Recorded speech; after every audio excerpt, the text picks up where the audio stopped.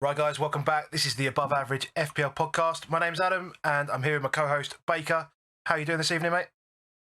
I'm a little croaky, so I apologise in advance. But husky, sexy, jazz. Yeah, there's a couple of reasons for that, though, isn't there? It's not just the fact that you've got a cold. It's not. I've not helped the cold. I think that's probably the case. Is that I've got a cold, but I've done a test. I'm clear. But yes, had went and did a little FPL meetup. Never done an FPL meetup before. Highly recommend it. It was good fun.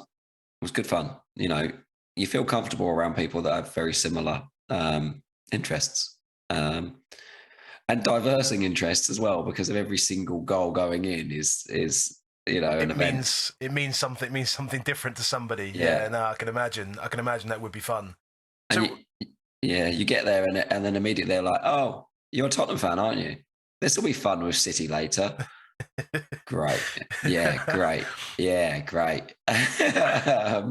So then it was fun. So that does add to the hoarseness and enjoyable. I can imagine. I mean, from even as a Tottenham fan, I mean, the fact that my game week started the way it did, and then to realise that actually I was going to be having to watch Tottenham against City was a bit of a downer for the day. I mean, we'll talk about how our weeks are going in a sec, but I mean, I triple captain Trent, so straight off the bat, I'm struggling. And then things turned around. So it was I left a nice little rant on your WhatsApp just about how it's a beauty that was how frustrated it was, but we won't play that for anyone else. But just needless to say, I was quite frustrated in the why can't we punt? I wouldn't have minded if it was a Trent versus Salah, like if it was a heads-up battle over 2 games, it would have been fun. Salah comes on top, great. Not great, but if Trent comes on top, great. Then fine. I mean, it's even. But there was just unprecedented rest for a 23-year-old. Double game week fun, mate. They can happen. Fun times. So let's talk about how the game week's going. And so instead of our normal sort of going through the team, we're going to look at FPL optimized, just because it gives us a better view as to how our game week is going comparatively to everyone else. So if you haven't checked out fploptimized.com, go to it. I've spelt it wrong on the I've realised I've spelt it wrong on the fucking thing, because it is Z, isn't it? It's with a Z. It is the American spelling. So I'll change that when we get to my one. But yeah, just talk for you. How's your game week going then? So Friday we got the announcement of the extra games, and I wildcarded. Just felt right with my team. I was already looking at -12. I just really like the fixtures. I really liked them for 28, 29, 30. It's kind of where my plan was, to an extent, of trying to free hit 27 and navigate my way through 30. And I felt like wildcard just extenuated the circumstances. Really nervous about certain things because I took out Cancelo, took out Bowen, which worked out okay. Obviously, the big two, probably actually for me, that I thought I like the fixtures, was Bruno. Today, I really didn't want to lose him. And the fact that you lost a captain on Salah. And those two have hurt. But in a way, despite the fact of the Arsenal wipeout, I seem like I've got away with it so far. That's the one thing that was definitely, and I think Optimised is such a good site for that. It preps you. So I knew as soon as I wildcarded that effectively I was likely to be down 12 points come the end of Saturday. That's a pretty harsh to take, that you're going to end up in that position. And yeah, that's where I was looking at. But obviously Kane rescued me by bringing Kane in and taking out Cancelo. And then it's ticked along a bit today. Rafinha got a goal. Jimenez got an assist. But, no clean sheets anywhere. So no. Feel like I'm in a good place, and I've got 11 to go. So it's the only thing that you're worried about again now is Salah. Salah at Leeds. Yeah. especially after today as well. By the way, I mean, Yeah. I think there's caveats around how the game was played today, and I don't think the conditions are going to be anything like we saw today. I mean, they were ridiculous. It still leads, though, isn't it? It is, but they were ridiculous, those conditions today. I mean, it was proper Saturday afternoon local. We've got to just get this game going, and water absolutely everywhere. So I loved it. It was great, wasn't it? You're going well, though. You're going well, mate. You were expected to be 4 points above your average at top 1K. So you expected to be 4 points ahead of that, and you actually projected now to be almost 12. So you should, in theory, if everything aligns, you should be okay to have a nice, decent green arrow, which is good. Yeah, you can sort of work it on live FPL, and I've done it, and it puts me, if it plays out like it should, about 1,200 on the rank. That's good. Yeah, good. You're sitting about 1,800 at the moment, I think. So yeah. So I mean, that all just ties in with what people can see on the screen, and I guess the further information is for those listening on the pod. So, and over to mine. So again, let me just change the spelling of FPL optimized so that we can give Sertout the credit it deserves and make sure people go to the right site. So yeah, I mean, I triple captain Trent. So, my immediate thoughts were that I was going to have significant pain come the end of Saturday, which I didn't get. So, I had... Well, you got the pain. Well, I got the pain. But you managed to offset it with some unbelievable results. Well, yeah. I mean, I had Saka come in with 10 points, Weghorst 12 points, Dennis 9 points, Kane Monster. 13 points. And the points, Foster, Your 6 points. line. I got... How many points? So, how many points is that from the forward line? That is, it's 34? Is that 30? 34 points from three forwards. I think that's unprecedented this season. I'm just going to check that quickly. Mate, you need to tweet that out there, see if anyone else has got 34 points from three forwards in any game week this season. I have not seen that from anyone. Dennis 9, Kane 13, Weghorst 12. I've got 34 points, and I've got 3 fixtures still to play with them. Lovely. Mad. Lovely. So I'm strangely at the end of Saturday. I mean, I was 7.5 points ahead of where I expected to be, despite taking an 8-point hit as well. Let's just add that in there as well, because I didn't have the option to wildcard because I wildcarded for triple Everton or something stupid like that.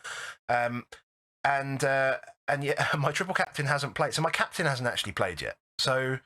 Which is madness. So imagine your rank gain if Trent missed out the other night. Don't. There's two things there. If he played the other day, I mean, I don't. If him and Robbo would have played, I don't think they'd have conceded. I think they'd have been even more. I don't know. I think they're a lot more open than they are. Anyway, but we're happy. We're happy, and I'm happy to take my. I think Trent captaincy was the right choice into the second game and see how that pans out, because he's almost certainly not going to get a rest before the League Cup final. Now? Why would you say it now? I mean, if he gets a rest, I don't care because I get Salah come in as my triple captain. Oh yeah, perfect. Fine, perfect. And then just to add to this, not included in this, I've got Brownhill first on my bench with 9 points, and I've got Dawson second on my bench with 9 points. Amazing. And strangely, in weeks gone past where we've had doubles and I had Laporte come in for like 10 points, and then all the other doublers shit it completely. My 3 single game weekers: Cancelo 1, Laporte 1, Bowen 1. Cheers. Thanks very much. So yeah, and just on how the announcement on Friday kind of affected the world, so to speak. I mean, we've got a little bit of data from live FPL. Just looking at, obviously the top 10k is kind of the focus. Obviously everyone's on different rank tiers, etc. But it's just to see how people have used their chips. And what's interesting is that hardly anybody free hit. So only 47% of people had taken a free hit in the top 10k before Gameweek 26, which, considering the amount of YouTube and Twitter you see everyone's got all their chips left, is mad.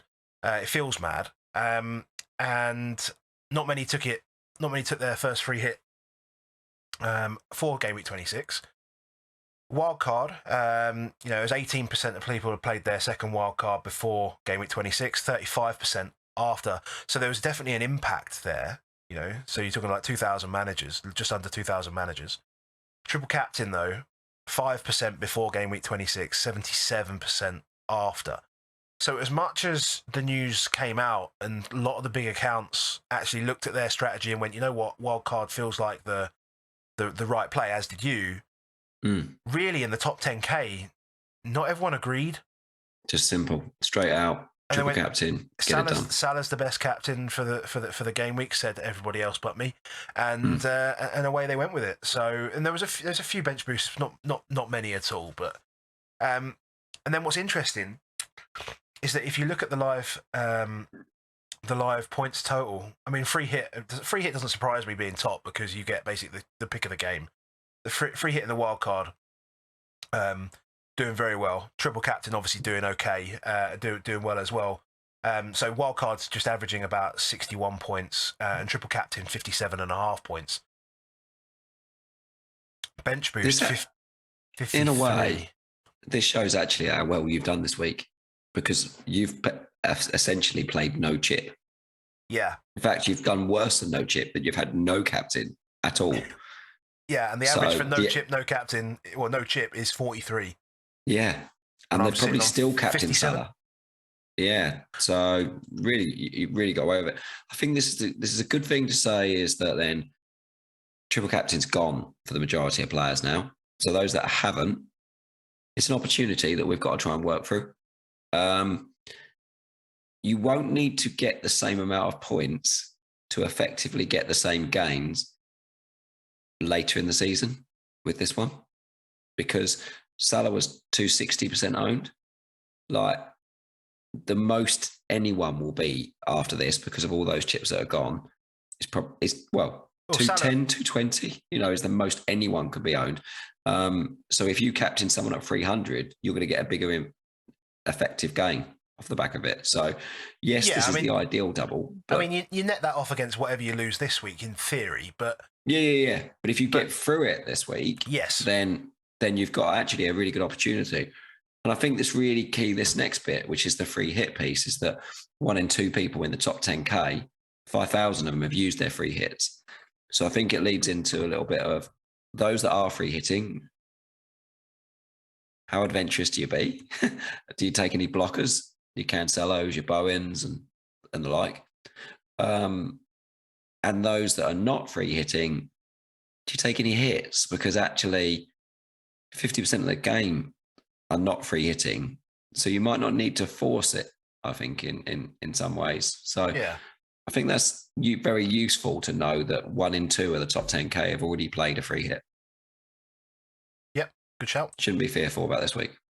So on to should we just talk about, the thumbnail is all about Kane, so should we just talk about Man City Tottenham as a starting point and talk about Kane?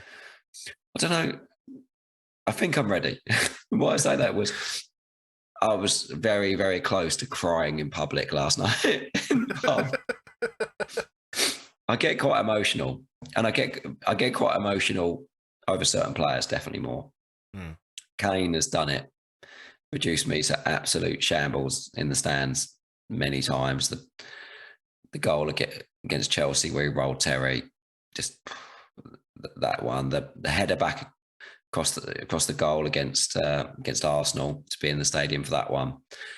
But actually, when you're not in the stadium, I don't tend to get the tears that often, but I felt that goal, and I couldn't even watch on the way home the Conte interview. It was just emotional. So let's go. But my kids were happy. My kids were happy I'd stopped shouting last night, I have to say. But if I break down on YouTube, it might get us more views if I break down on YouTube. So let's talk about it. Let's do very, very quickly then, before we get to Kane, let's just a quick plug for the podcast, right? So okay. To listen to the podcast, our podcasts are available on Apple, Spotify, Google, wherever you get your podcasts from. We're also live on YouTube. Not live on YouTube, we also recorded on YouTube. So that's youtube.com/above average FPL. Make sure on both platforms, whether you're listening or watching, make sure you subscribe. If you're watching on YouTube, hit that like button if you like what we're doing. and leave us a comment. Let us know how you got on this game week, what chips you played, all that interesting stuff, what you've got left. We'd love to interact with you there. You can also grab us on Twitter. Our Twitter handles are below both of us. The pod account is above average FPL, and Baker is at Baker FPL 343. Our podcast is supported by a friend of ours, Dan. Dan is is massive into the crypto space, NFTs and their use cases and the technology behind it and all that sort of stuff. Go follow him. He's at CryptoBlock Dan on Twitter. All sorts of interesting stuff going on right now. We'll see if we can get some more information from him if he wants to put out some more stuff, through the podcast, and then we can inform people of things that are going on. So without further ado, let's move on to Kane. Main man. So I'm going to read this tweet out from James York. Do we want to start there? Yeah, let's do that. Cool. So James York at JAir1970 on Twitter. So he says, rarely goes like this, but via our XG, 5 out of 6 best chances in City Spurs game were goals. The Mahrez penalty, 0.76, Kulusevski, 0.65, Kane, 0.5, Kane's shot that was saved by Ederson's feet was 0.35, the Gundogan goal was 0.34, and Kane's second goal was 0.21. The graphic that we've got here from StatsBomb, so go check out this tweet on Twitter if you want to see the image, and you're listening on the podcast. It's a neat example of lots of shots versus a few high-value shots. Yeah. It basically shows you that City were pretty dominant in the game, but the chances that Tottenham created were clear and quality. It's very Conte, this, actually, as a game. If you go look at a lot of Inter's XG last season, one of the things I've talked about it on, we talked about it when we had Jenny on, about how does he play against the pressing teams, because I think he had Leeds almost first up. And one of the things that he's always tries to do is, I will go for it early on. I will play for a very high XG shot, basically, that I'll play to try and split teams open early on, get the goal, control the game. And that's what I'll try and do.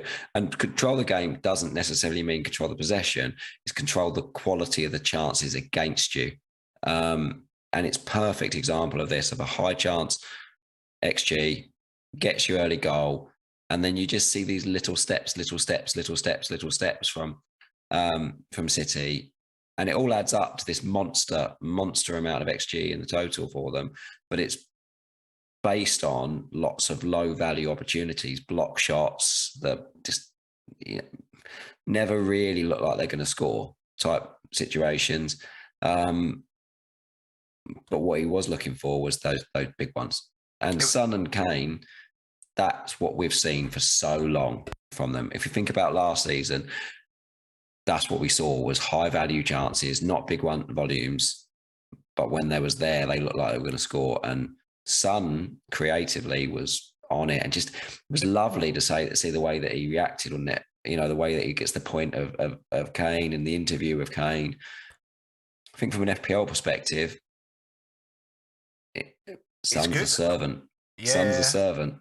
But Kane's still sitting in that quarterback role. He's still dropping in and making those arrow passes. I was going to say there was 3 games last season under Mourinho when we had, I think it was like Liverpool, Arsenal, Chelsea in like 3 games, and we came up with 7 points or 9 points or something like that. Did we have City in there as well? Yeah. And I just remember that it was a City game last year at home, I think, and I just remember us being so structurally organised that actually we kept City in the areas where we wanted them the whole time, and they really couldn't create a bunch of chances, a bunch of high quality chances. Same thing. And my voice is about to go, I think. Hold on a second. We're doing well between us here. I know what you're saying, though, that you visually could see it. It's a really good camera angle at the Etihad, and you could visually see the line of 5. Makes a big difference. Romero not being in the central position. He's not actually an organiser. He's an outright attacking defender. Yeah. Goes straight at the man. Whereas Dyer literally generaled it. Yeah, much better. Generaled it. Keep that line. Fully keep that control line. the line. Keep that line. And we had a deep 3 as well that were just pushing the City attack out wide. And I did feel that Sessegnon was a bit exposed against Foden quite often. And they were getting it in and around Emerson, but to create a chance from those angles is not actually the way that City play.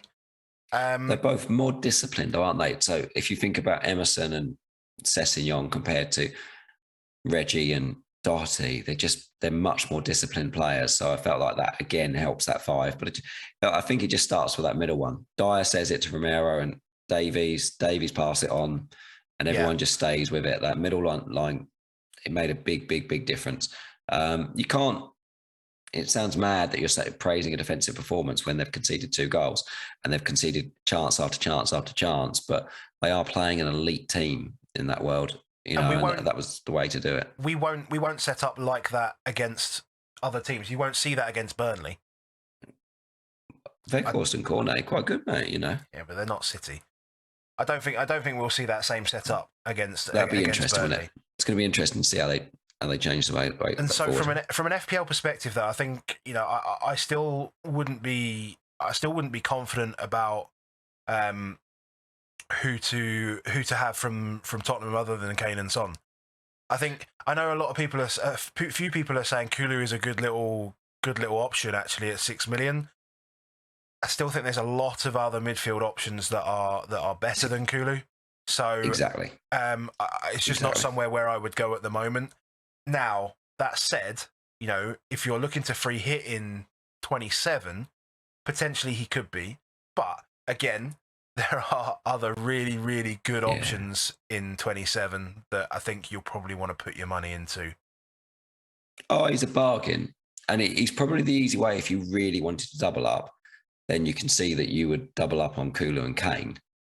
I don't think you would double up on Kulu and Son because I don't think you'd want 2 of your midfield spots to be in a Tottenham area. Yeah, agreed. There's too many good midfielders out there. But you could see it, maybe. It might be a 29 play for the double. Might be. But you also want to make sure he has got that position over Lucas. There is, and he's had the last couple of starts, but there's still time. Yeah, I think another 2 or 3 more games. If he starts 2 or 3 more games, then maybe he has nailed it down. Very interesting to see he gets 90 minutes though, and Son didn't get 90 minutes. Conte's done that a few times with Son, taking him off before it. To play Kulu 90 was surprising for me, rather than Son. Yeah. But Kane. It was honestly, I mean, considering how much time we spent in our own half, I mean, just at the key moments when you need him, right? From a footballing perspective and from an FPL perspective, just absolutely clinical. I mean, it was a great save as well. That 0.35 shot in those best chances, really good save from Ederson. Goes wide with his left foot early. Kane doesn't see it. To be fair, I mean, again, you say that and you say he's got to score that, but he's still got to score it. He's still got to score it, but still looks. We said he looked good a few weeks ago. He wasn't there last week, but turned up this week. And something you mentioned, the interview between Kane and Son, as well, equaling that Drogba-Lampard combination. They're going to want to get that record soon. They'll want to wrap that up. These boys just they love it. The boys are back in town, mate. The boys are back in town. Yeah. And you can see the respect and the almost the privilege that Son feels to play alongside. He loves it. He just loves it. Yeah. So, yeah. You can feel the love. Yeah. And you're always going to get positive Tottenham vibes from us when it's we'll timestamp this for the ones that hate the fact that it's the pro Tottenham pod, and they can just go now. So if we get this done early, then you can just skip forward, skip it over. And if you are skipping over it, you wouldn't have heard this bit anyway. So happy days. Perfect. Fixtures. Let's go. Fixtures then. So what do we do? So I've wild carded now. Yeah, so that's good. I'm glad you've lost that chip. Yeah, I've got that over you now. I'm pretty tied in because of my Arsenal and Liverpool guys that I am free hitting in 27. So that gives us a conversation. But for those that aren't, wild card in 28 now suddenly, I think is going to be just obscenely popular. I mean, it's already a big fixture swing. There's a huge set of doubles.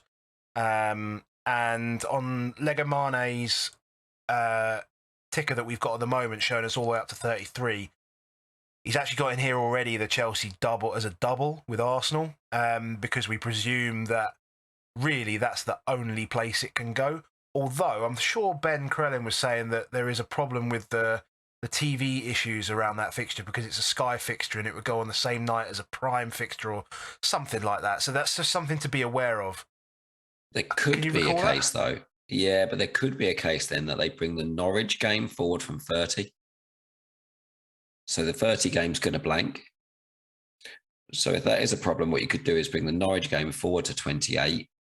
And then when you would have found a place to put Chelsea Norwich, you could just slot in the Chelsea Arsenal game into that one. Because you've also got the Chelsea Leicester game. The point is that Chelsea need to play Leicester, need to play Arsenal, and now need to play Norwich. And it's like they're still in the Champions League. They've got to find games and get them played.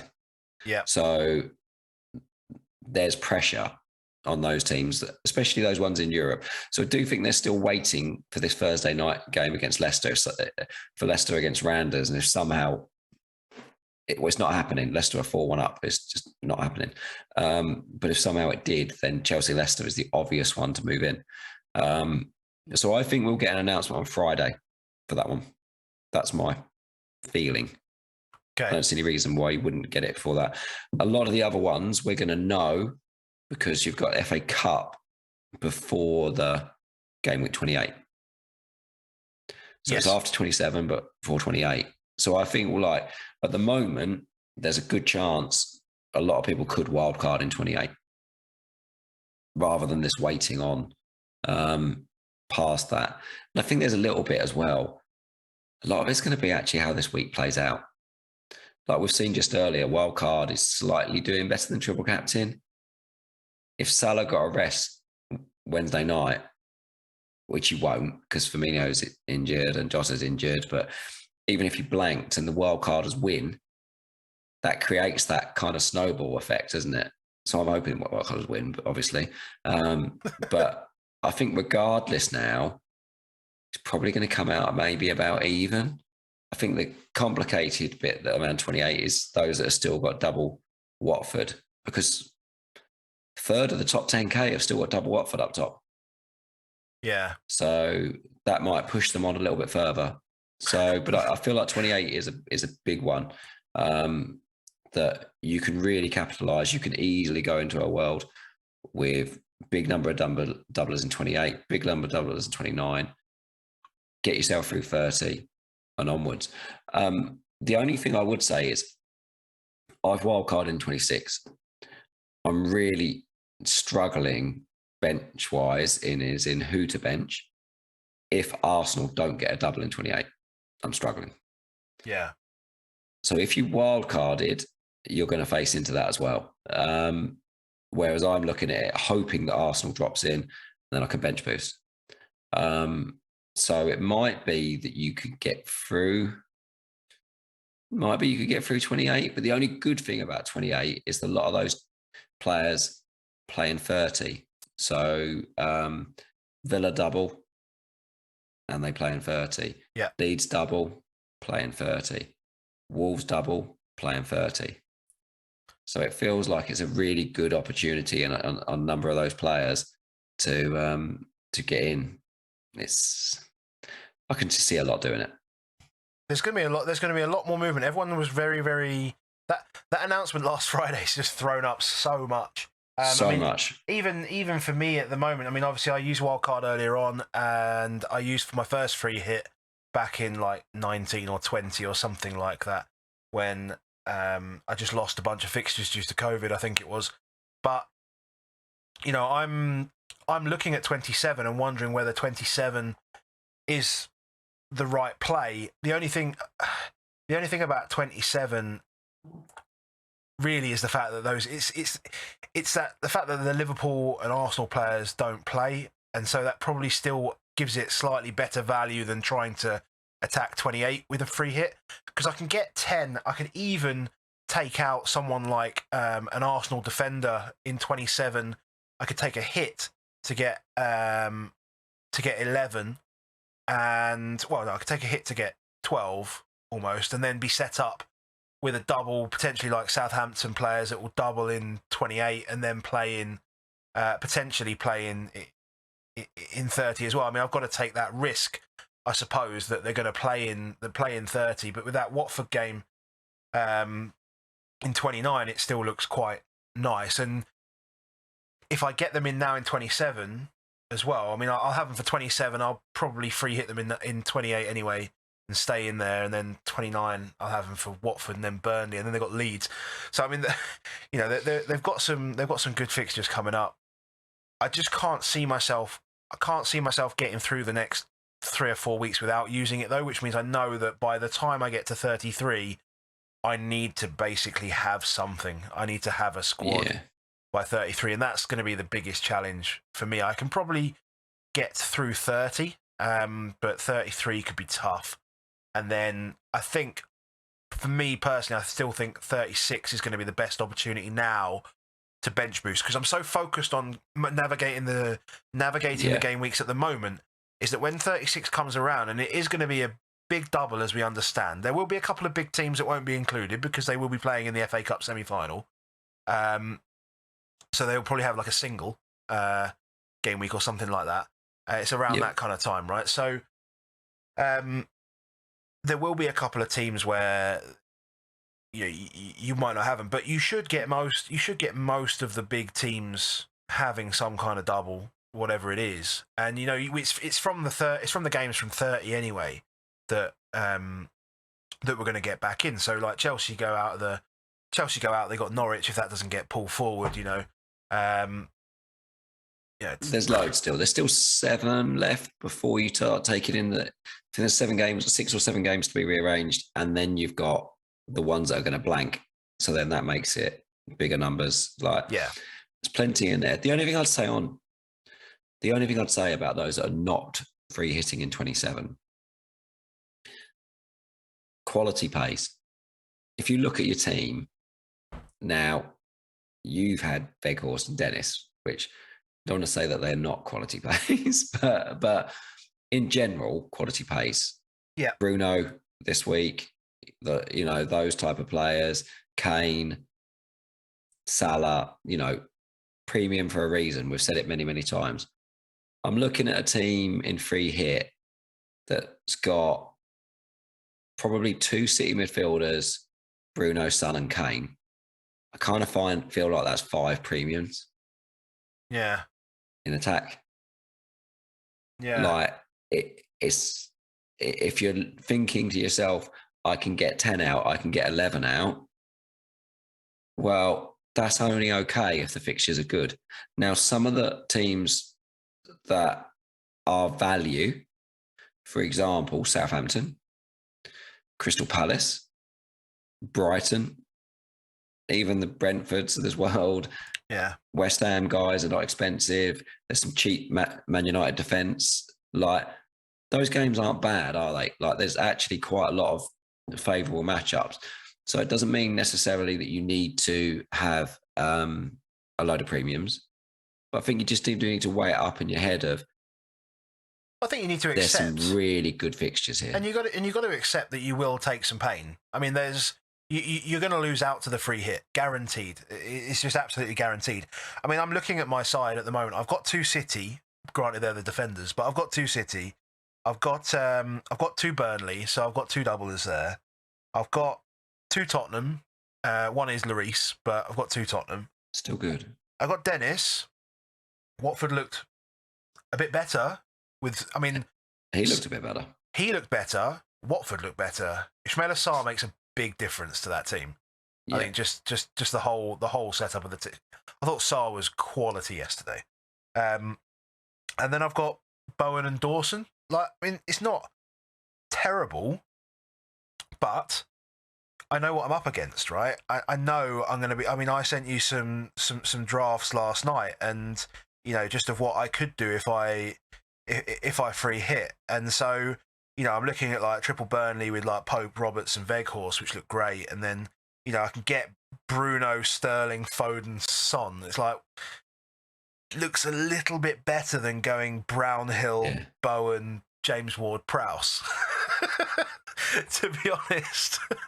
So that's the challenging thing, is just to understand that if you do need to get through 27, it's not impossible, but you will take pain. I mean, I think you're looking at least 10, 15 points less than what you would get from a free hit just based on expected points. And add variance in there, and you won't beat it through variance, but you may be pummeled into the ground by it. Yeah. That's the thing, because Everton look horrific. Everton did look horrific. We'll talk about them. The only one thing what I mentioned earlier about we might get Chelsea Arsenal news on Friday. That drops in before the deadline for 27. That might force some people into free hit. If they've got to take double Arsenal and triple Liverpool, they're suddenly like, oh, I don't want to take any of those out when I want them back in 28. So if you're in two minds, my advice would be don't press the button. I've pressed it. I've just pressed it. It's fun, isn't it? But I would say if you're not 100% that you're going to do it, then I just wait on Friday, but almost be prepared that your situation might change if that drops in. Yeah, I mean, having Arsenal for a double seems to be a clever idea, right? You'd want that. Yeah, and therefore you wouldn't want to take it out. No, double, then Villa, Palace, Brighton. Yeah, see, it feels, and yeah, double and playing 30. I mean, that's just huge. Huge. And you just can't go in with less. You can't go in with. You can't go in with one defender. Nah, you can't do it. You got to have two defenders and then choose your attacker. And I think that's going to be the way you're going to have to do it. And that's going to cause me issues potentially. Yeah. So it's fun. So we'll get into a bit more, but I think the free hit's one to consider. But if not, we can look at some players for free hit options. Yeah, free hit options for 27. So before we do that, before we move into the three teams that we've got. Well, actually, no. Let's walk through the three teams, and then we can talk about who's going to fill the gaps. I think so. Yeah, because I think the other gaps. So we've picked three teams. One of the reasons to pick the three teams. Don't be offended, Man United fans, that it's not Man United, but I feel like they've got a new manager and they're a changing system. So therefore, I don't think you get as much. I think you've got to work on feel a little bit from them. But I think City, Southampton, Burnley are ones that you could look at and say, favourable fixture, we know what we're getting. Yeah, agreed. So, first of all, looking at City, so we know that they're going to be facing a very poor Everton side. I mean, they had a little flash in the pan bounce that week before, but where they were a lot better. But again, it was Leeds, wasn't it? I think they played. Yeah. So take from that what you will, and hide behind the sofa if you don't have Salah for this week as a triple captain or whatever. But the thing about City is they can hurt you from every area on the pitch if you don't own the players, which means you can capitalize from every area on the pitch. Yeah, I mean, to say how bad Everton are, like Southampton had an XG of 2.73 on the weekend. They haven't. The last time they were over 2 XG was against Newcastle back in August, when Newcastle were in a bad place. Steve Bruce or Newcastle. That's the last time they got over 2 XG. They're a good team. They average normally about 1.5, but they don't rarely have a 2.7 XG game. That is a big game. And that, normally a penalty or something involved can do that. But I mean, what I would say as well for this game is that Pep has absolutely no reason to rest a single player in this game. No. He's got a week off, and then he's got basically Peterborough 5 days later, which is basically a week off for whoever he wants. And then he's got the United game. So, he's got the United game a week later. It does sway you to the attack, knowing how bad they've been and seeing what Southampton, did for them. But the other thing I would say is that Everton created no shots on target against Southampton. Not one.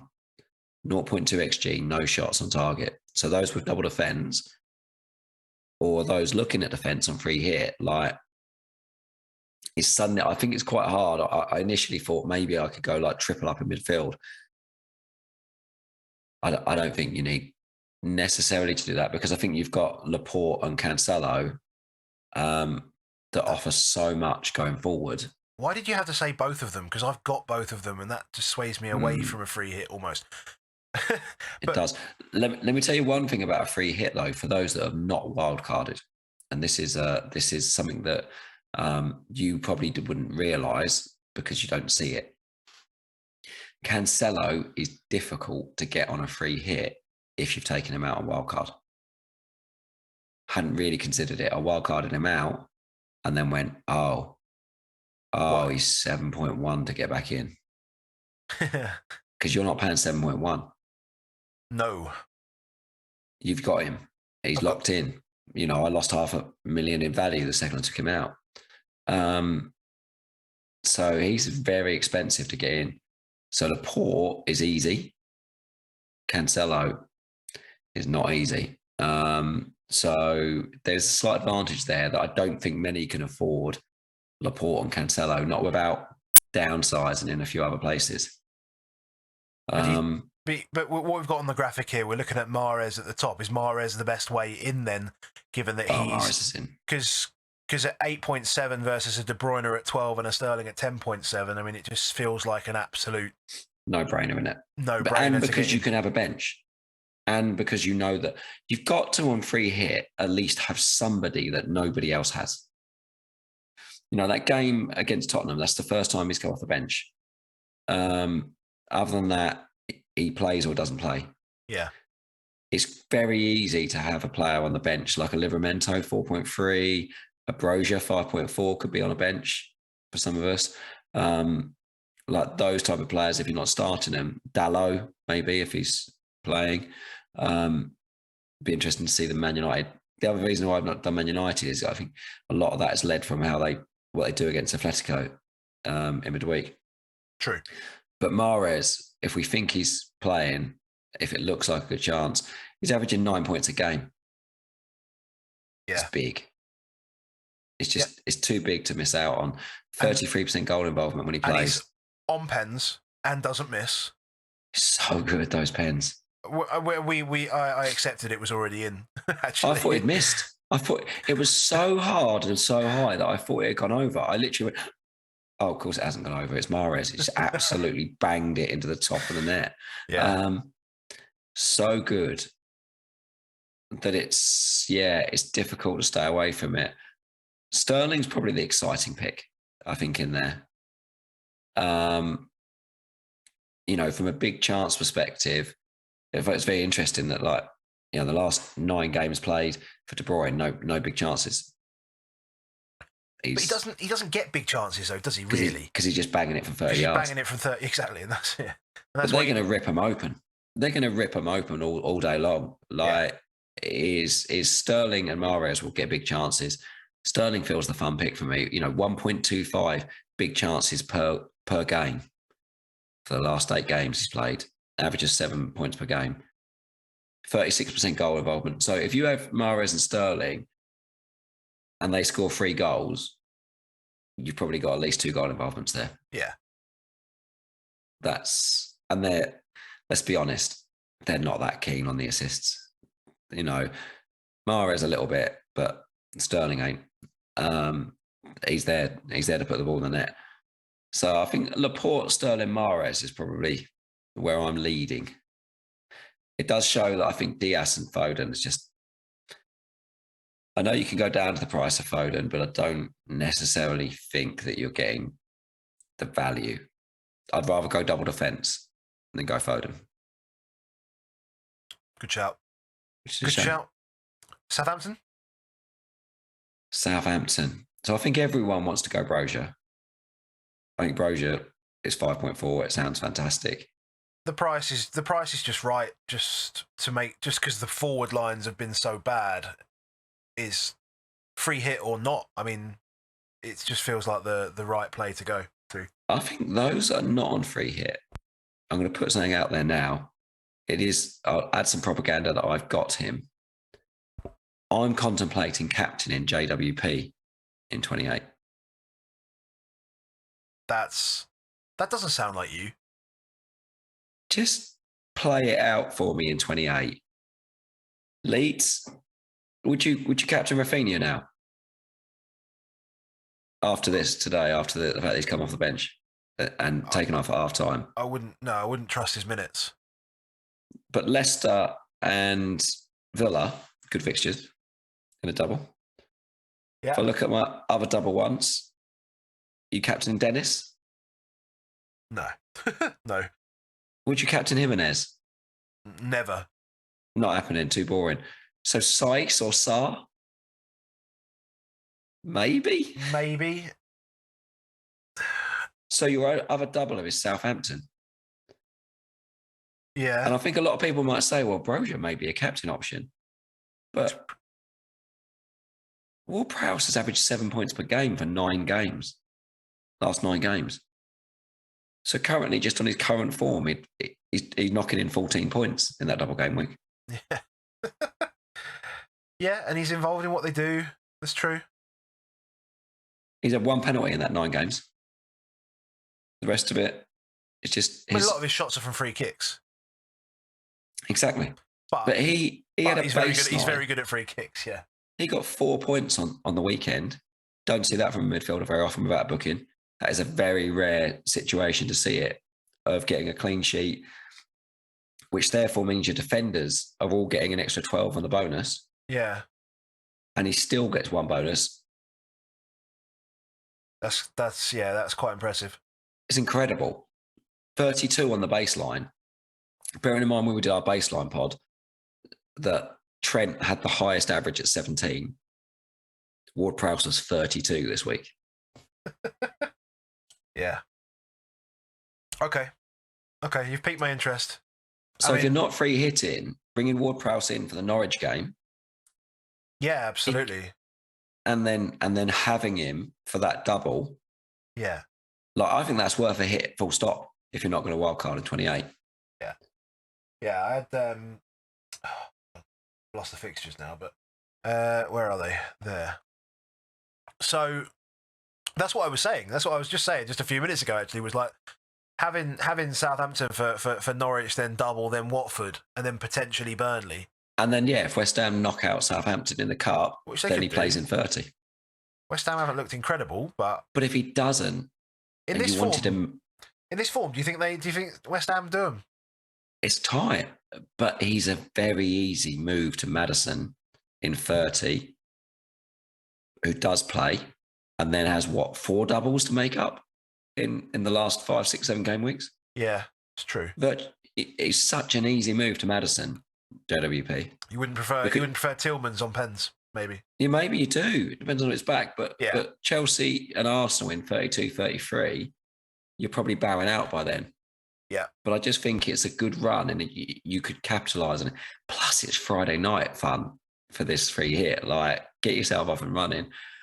I'm looking at a 3-5-2 with Ward-Prowse and not having Brozier is my current plan on it. And one of the reasons is Brozier actually... So the stats in front of you here, for those that are listening, says that Ward-Prowse averaging 7 points per game. This is since game week 16. El Yunusi, only 4 games, 6.5, 5.4 midfielder, cheap, good option.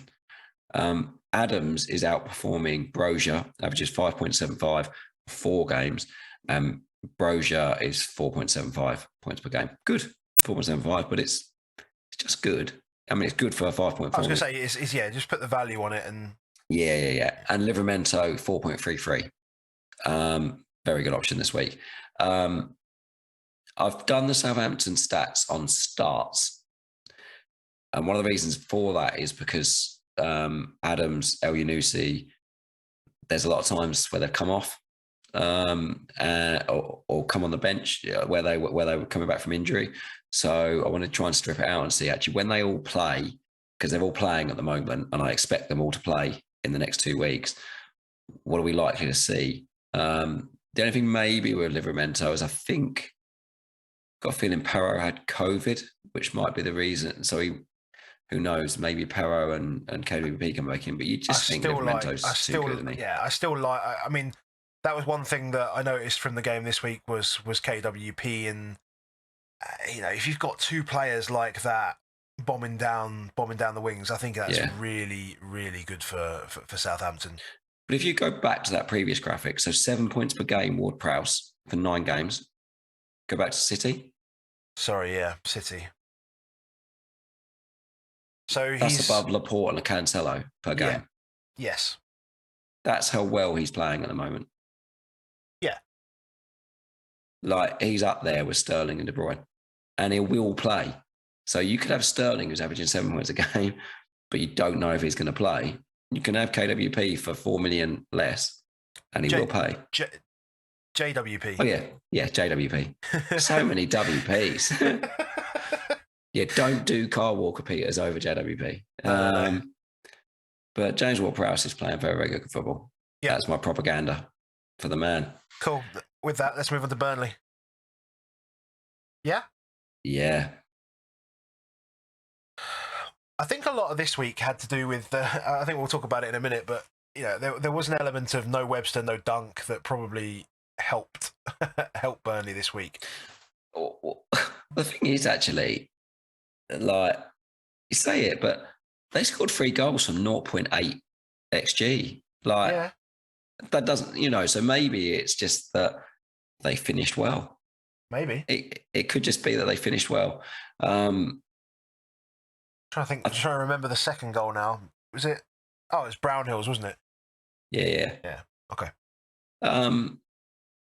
So I guess Pope and Weghorst are just locked in on free hit, aren't they? Got to be.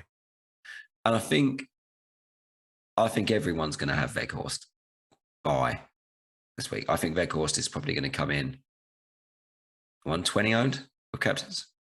Probably, yeah. I can see it. 120 owned, 130 owned. I can see it. Pope probably 50% owned because a lot of people got De Gea, and I think they'll just keep him for Watford at home.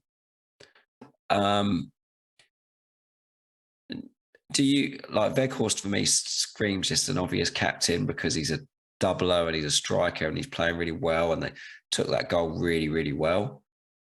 Pope averages more points per game. What do you think?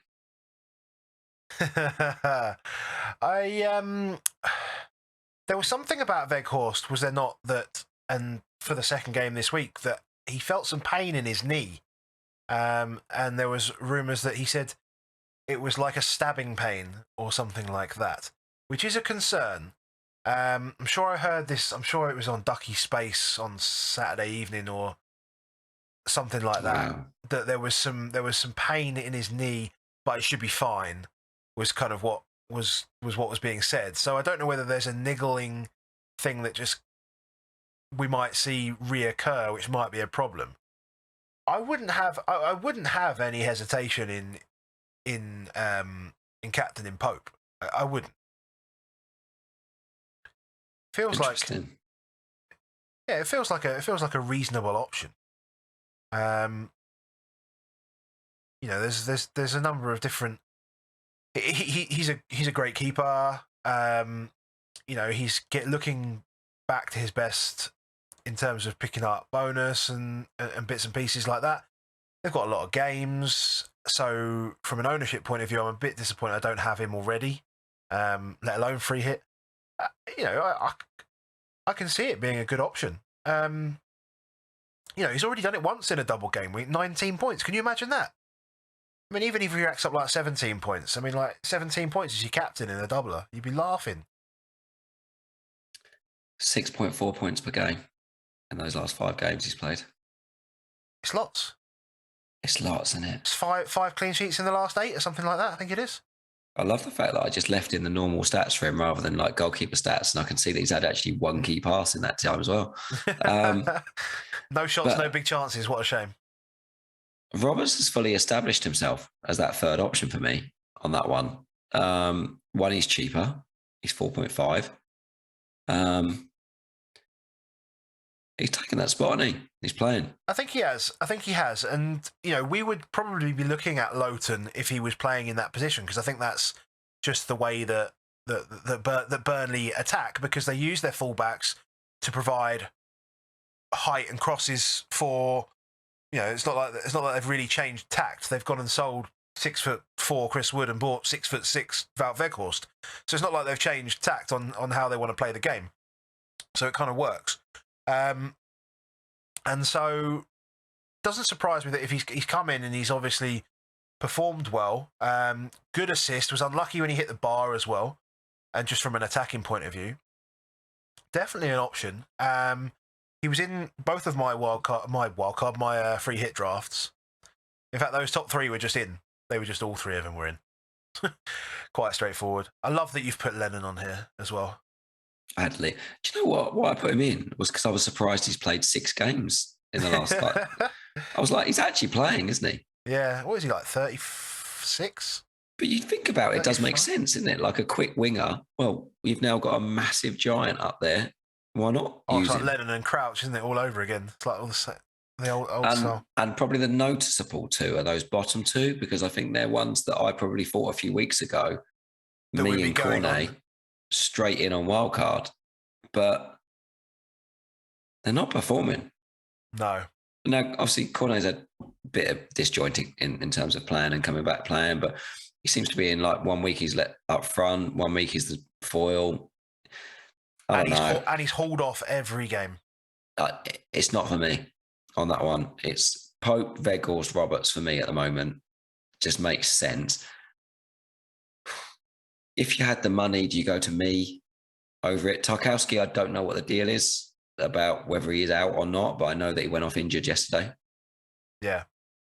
I think the easy way is just go Pope, Weghorst, Roberts, really. Yeah, I can't. I wouldn't advise going any different, particularly on free hit. I would chuck those three in and be pretty confident you get, provided that Weghorst is fit, you get 180 minutes from all three. If you're not on free hit, if you've got United defenders like those that have got Dalot and De Gea, I think they can cover this Burnley defence. I think they can cover it. That's probably my thoughts on it. I wouldn't push it. I don't think. Fair enough. Good So, fixtures. I mean, those ones around it. I said the City, Southampton, Burnley. I'm expecting those ones to maybe take up 8 positions for me. Yeah, 7, 8, and then I think Kane where and do Son. we film? Kane and Son. Yeah, just nailed.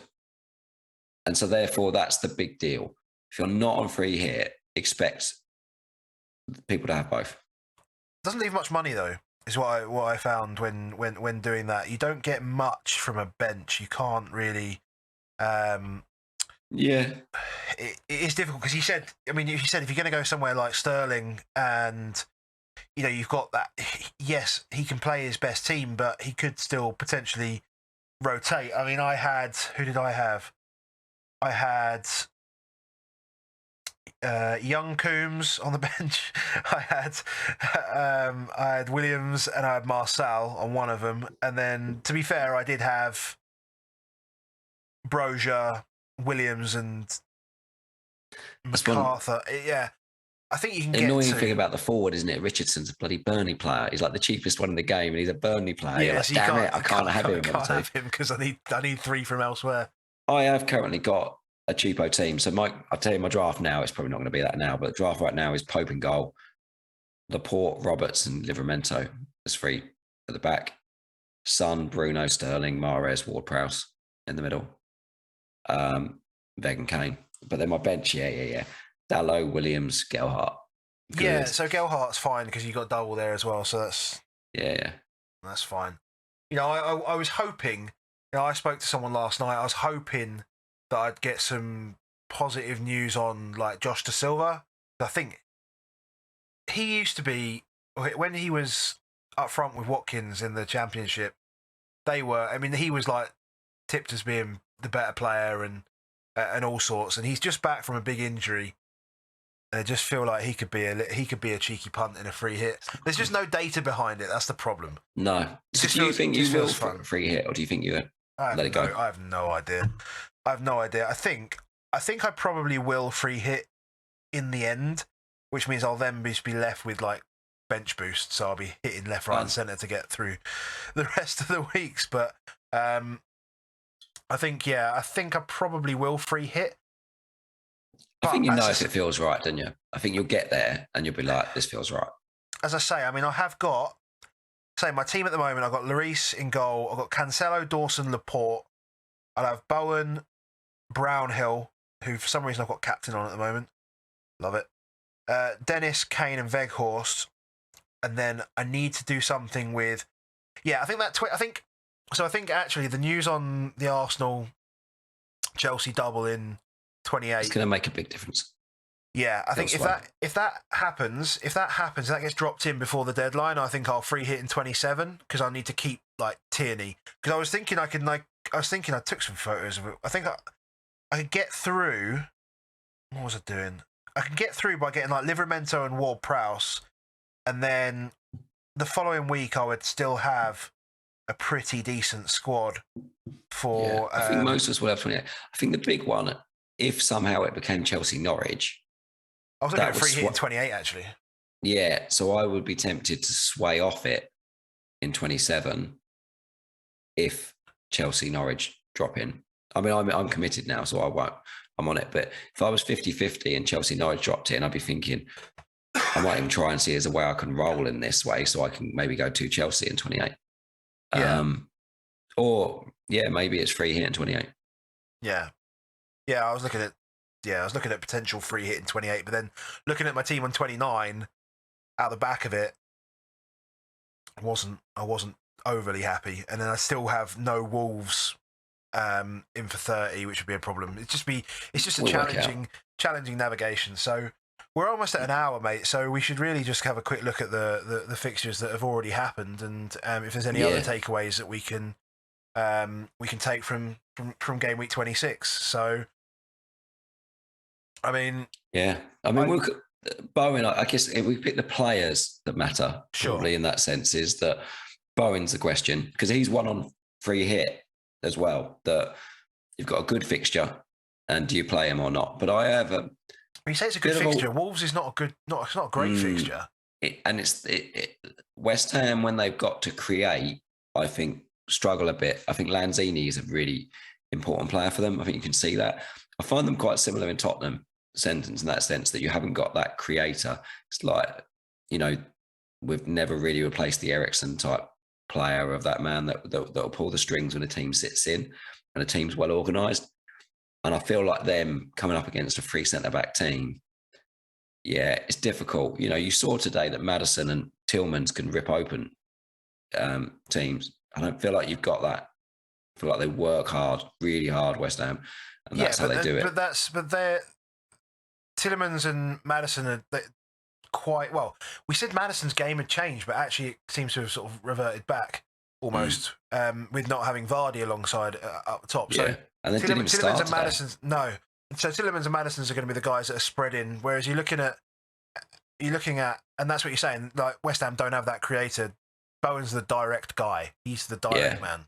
And if he's not fed, it's difficult because everyone knows now what he's going to do is on the right, get onto his left. Yeah. 0.1 XG just this know week. It. Wasn't there. They just know it. Saiss will just eat him up. Be all over him. I think they'll play Marcel over Aït-Nouri in that game and just try and block him out. Yeah. So could you move him on? Would you move him on for the free hit game? I don't think so, but I would look at moving him on in 28 maybe. Fair enough. They're pretty good, the fixtures out the back of 30, but I feel like these midfield spots are precious. Yeah. Arsenal? Good goal by Saka, wasn't it? Good goal by ESR, good goal by Saka. I tell you what, something about Saka's goal that was just, my mind, my sort of memories, that as little as I tried to watch Arsenal, is my mind when I envision Saka he's a very delicate kind of player, gets in behind, little chip in over the keeper, gets a lot of those little side foot, slides it underneath the keeper, very delicate kind of player, but quick and gets in behind quite nicely.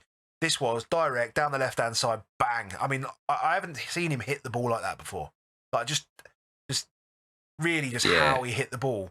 And doesn't and looks equally comfortable on either side nowadays. Yeah, that's what I feel. It doesn't feel like he's just that man that has to stay out there.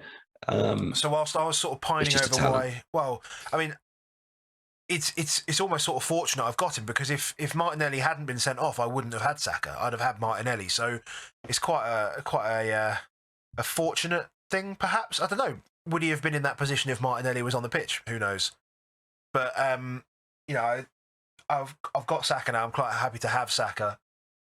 I thought defensively they were fine. Well, yeah, it's just what it is. I think the thing is, I felt unlucky with losing a double clean sheet wipeout. I felt lucky that Lacazette didn't haul, because he was still in all the good places, and a couple of VAR things could have gone their way, just in good positions. So, I mean, if you speak to Arsenal fans, though, they'll tell you that he's not going to score you goals. So you need to be comfortable that, you know, he's the link-up guy. He's basically like the...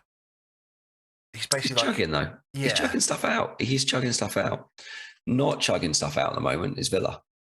No. They are an interesting characters. I mean, Roy is doing a good job at Watford. It makes it look like that Brighton game was a bit of an anomaly. But as I said earlier, I think Ismaila Sarr made a massive difference. And was very, very good.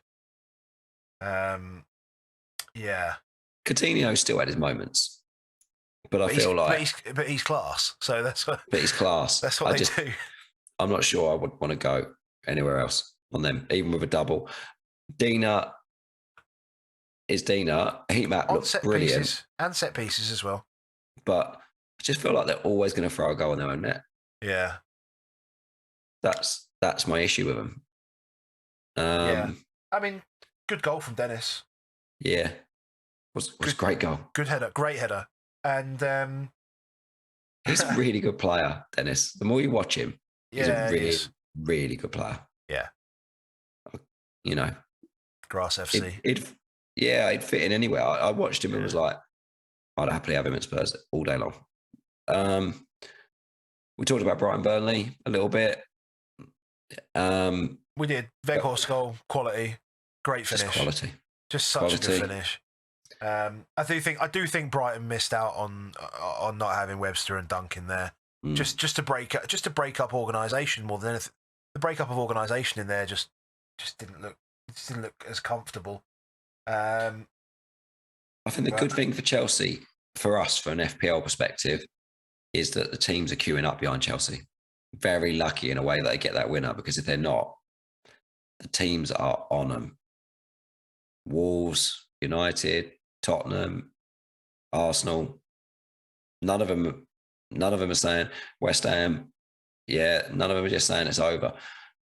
West Ham, maybe we can pin them off.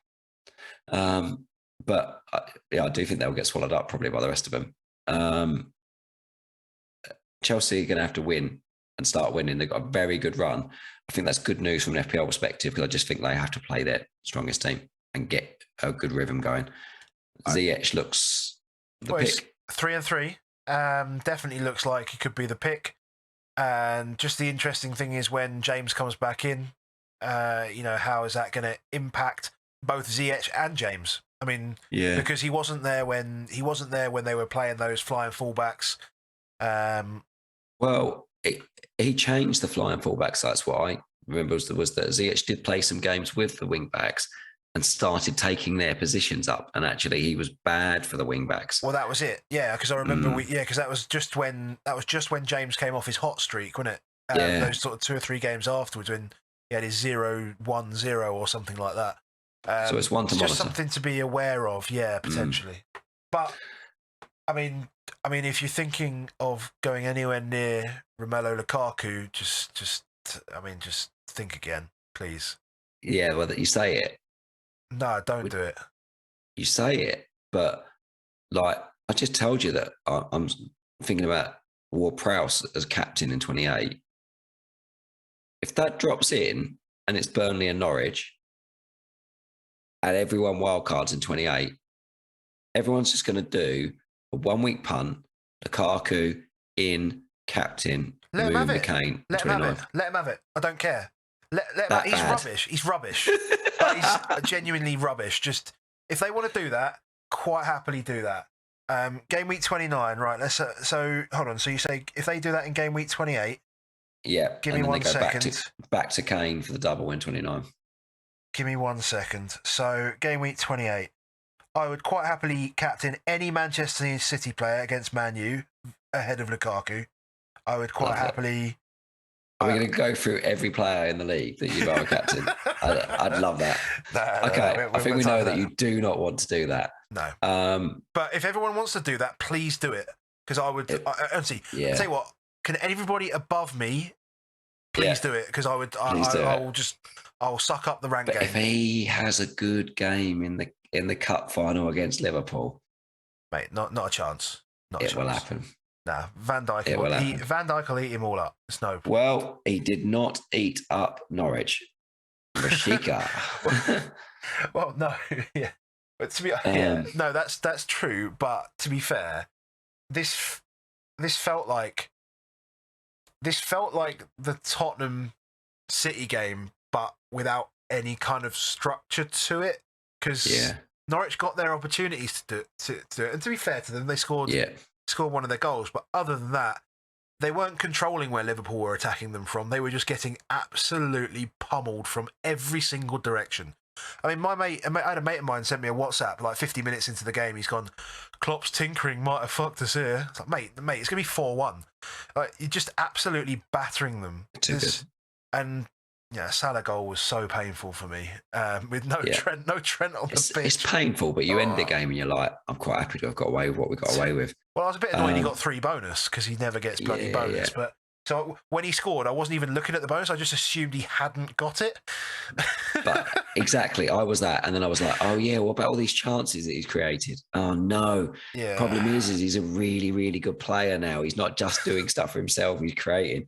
He's just a monster. Bastard. He's just a monster. Diaz was good.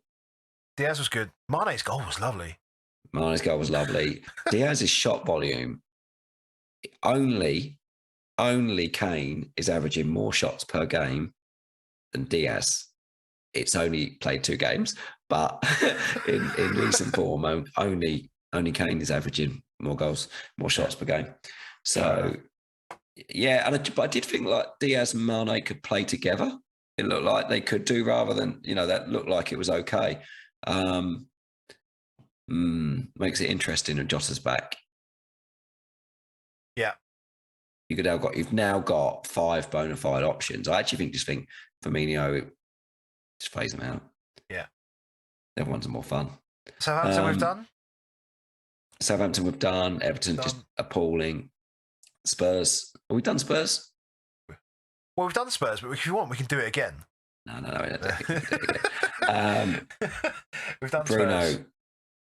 Yeah, United Leeds, just a madness. I mean, like I say, it was a madness game in the conditions. Yeah, I'm not sure how much you want to take away from that. I mean, how many goals do you think Bruno scored in injury time? What percentage of his goals? It feels like I was watching. A lot. I know. I was just like, play the half out, and then he just pops up at the back post with a header. I'm like, oh my god. He's not massively owned this week, but it's still just he was more owned than anybody else in that game. That's why he's so good as an FPL asset, though, is because he's so cunning in that way that he plays to the end every single game. He doesn't know how to do it any other way. He's just a brilliant footballer. Yeah, Sancho, good to see him getting some turns. He's a cheap option. He's looking like he's now sort of settled. Yeah, properly. On free hit is a cheap option. I think without the doubles, it's not Fair. a cheap option at the moment. Fair. But again, a low owned player at free hit, it could be some fun for you. Yeah. But do you think? I mean, you said about Raph earlier. I mean, like, do you think now that he's come back onto the pitch at halftime and immediately been involved in the goal, do you think Bielsa can drop him again? What I think is that everyone just assumed he would come back in. So I don't think anyone really asked Bielsa that question, because all the Leeds journos, all the Leeds fans just assumed that Raph would start. What I know now is that will be the prime subject of the next press conference. And Bielsa will probably give you straight answer. He normally is relatively straight in that. So hopefully we'll find out. Hopefully. Okay, cool. Last game? Wolves Leicester, it's the standard Leicester. It starts 1-1. Yeah, exactly. Like it's actually very calming. Like I had double defence in it. And after about 2 seconds, I was like, well, I'm not keeping the clean sheet here, so don't worry about it. Just watch the game. Just accept and then it. when I got an assist from Jimenez, I was like, well, nice. I've got something out of it. I might get 10 points out of this. I think I got 9, something like that. But I was like, after that, it was just like, don't get booked defenders. And then if you get a chance on the headers, that's a bonus. But yeah, I think that is just the case with Leicester, is that don't bank clean sheets against them, because it tends to only be the really good teams keep them. I think Arsenal have done it. I don't want to say they're really good teams, but they are a good team. Defensively, certainly.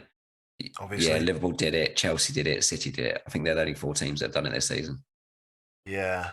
Yeah, they don't keep many... Yeah. Yeah.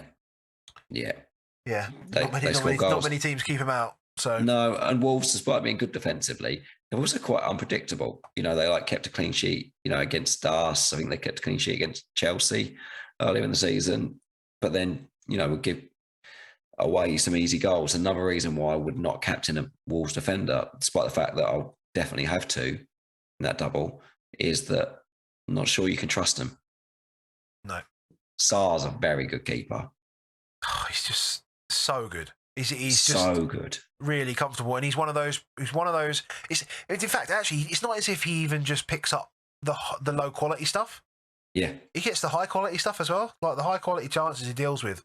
And claims crosses, recoveries is good. Everything. So he's he in a way, we've not recognised him almost as this season's Emmy. But if he'd have been 4.5, everyone would have him, and he would have been called this season's Emmy, and he'd probably priced like 5.5 million by now. Yeah. No, I can see that. Is there anybody else that we could be looking at? I mean, would you look at Podence? I don't think I would. And it's those minutes. What is interesting is Neto's back. Yeah, so, we'll see how he comes back in. Yeah. But he's probably too late to consider, I guess, for doubles and things like that, because, again, you just don't know at the moment what minutes he's going to get. So just don't know. And that's us. That's us. So it's a long week ahead. There's still loads of games left in this game week. Yeah, so I was just going to say we still got Burnley versus Spurs, still got Watford Palace, Liverpool Leeds, where Trent's going to come in and he's going to score and get an assist and 3 bonus. Yeah, standard. Salah's going to get booked for diving. Perfect. Oh, imagine. I was kind of hoping he got sent off this. Like, just get 2 yellows. That'd be amazing. And then Arsenal Wolves on Thursday as well. So yeah, still a lot to go. And what I would say, and I can say this, like I said it to you earlier, I think the rank that you have now is the rank you have now. Look forward to the gains that you can get. It's gone. Points are in the past. You've got those points now. Look forward to the gains you can get going forward, because something like FPL Optimised, and I'll go back to mine quickly. My points are banked. That's my position as of now. And in theory, everything should point upwards. I think yours is the same, is it not? Oh yeah. Oh yeah. Of course, because you got Salah there. If it's a 0-0, you got Arsenal Wolves. If it's a 0-0 in Arsenal Wolves, and I've got 4 defenders, but I've got 2 attackers as well. I've got like Saka and Jimenez, so I've got 4 defenders and Saka and Jimenez in that game. Yeah, I've got 1 defender. So I need a Tierney assist actually to make anything kind of work. A Tierney assist to Saka, a Saka assist to Tierney, and then Wolves just to come. Something to nil either way, and then Wolves to win because we don't like Arsenal would be nice. Or just to fund the bastard fest. Like I've got Saiss, I've got Gabriel, just headers. Just keep putting them in. Cool, man. Just give me 20 points at least on that game. We'll see. Well, we're both doing well. We're both doing okay so far. Yeah, we're happy, there's some stuff to navigate in the next few weeks. You've got a very different approach than me, but that's why you're. Yeah, it's all fun. It's all different ways. I mean, if you want a podcast where 2 people are playing the game completely differently, I mean, this is the one, right? I'm pleased that we're playing it differently though, because I feel like probably a little bit last season we started doing this. We started doing stuff maybe a bit more similar than we'd done probably for years before. Probably. And we've had more fun, I think, in our however many years it is we've known each other in this world. And we've had lots of times where we've had very different seasons, in that games and stuff. So yeah, long may it continue. Sounds good, mate. Sounds good. As long as I'm winning. Okay, whatever. Yeah. Right, we'll leave it there, guys. So have a good game week 27, whatever you choose to do. And good luck for the rest of game week 26. Hopefully you're listening to it before game week 26 has ended. Remember to follow us both on Twitter @AboveAverageFPL and @BakerFPL343. Podcast sponsored by @CryptoBlock. Dan, go check him out. And we will speak to you again soon. Cheers, guys. See you later, mate. Cheers, mate.